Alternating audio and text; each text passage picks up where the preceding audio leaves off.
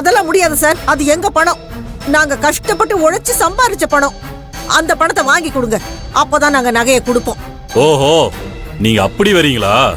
Rules படி பார்த்தா திருட்டு நகையை வாங்கினதுக்கு கிரிமினல்ல இன்வால்வ் ஆனதா இதெல்லாம் வச்சு உங்க மேலேயே கேஸ் போடலாம். ஏதோ கௌரவமா இருக்கீங்கன்னு கேஸ் போடாம பேசிக்கிட்டு இருக்கேன். அதானே இப்படி பேசிட்டு இருக்கீங்க? மரியாதையா நகை எங்க இருக்குன்னு சொல்ல போறீங்களா இல்லையா? ஐயோ சார், கேஸ் எல்லாம் எதுவும் வேண்டாம் சார். அம்மா கொஞ்ச நேரம் சும்மா இரு. இது என்ன வீடு நினைச்சியா? போலீஸ் ஸ்டேஷன்மா. சார், நகை எங்க வீட்ல தான் இருக்கு. நாங்க எடுத்துட்டு வந்து கொடுத்துறோம். கேஸ் எல்லாம் வேண்டாம் சார்.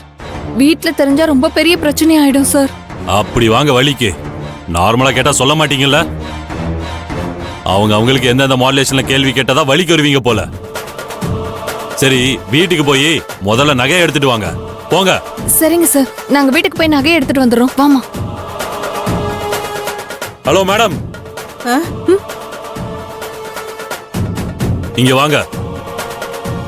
வாங்கன்னு சொல்றேன்டா.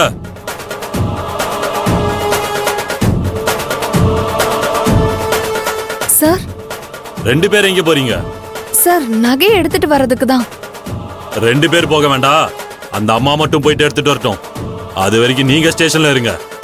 அந்த அம்மா நகையோட வந்ததுக்கு அப்புறம் நீங்க 2 பேர் போலாம். சார், நான் எப்படி சார் தனியா ஸ்டேஷன்ல இருக்க முடியும்? அப்ப அந்த அம்மா இருக்கட்டும், நீங்க போய் எடுத்துட்டு வாங்க. இங்க பாருங்கம்மா, சீக்கிரமா பேசி ஒரு முடிவுக்கு வாங்க. நகை எடுத்துட்டு வர வழிய பாருங்க. எனக்கு ஏகப்பட்ட கேஸ் இருக்கு, விசாரிக்கிற வேலை இருக்கு. சரிங்க சார், நகை இருக்கிற இடம் எனக்கு தான் தெரியும். நான் போய் எடுத்துட்டு வந்துடுறேன். கான்ஸ்டபிள் சார், அந்த அம்மா கூட அவங்க வீட்டுக்கு போயிட்டு நகையெல்லாம் ரிகவர் பண்ணிட்டு வாங்க. Okay sir.